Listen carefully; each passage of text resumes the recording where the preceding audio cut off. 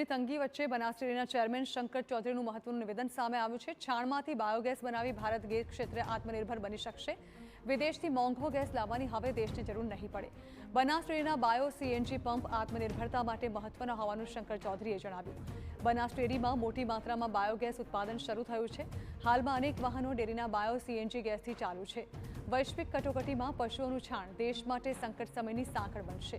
ભવિષ્યમાં છાણમાંથી ગેસ બનશે તો ક્યારેય તંગી નહીં સર્જાય। 450 આવા કમ્પ્રેસ બાયો સીએનજી ગેસ બનાવી શકાય અને પ્રતિ વર્ષ 3.5 lakh metric ton bio CNG purification કરીને એ વ્હીકલ સુધી પહોંચાડી શકાય।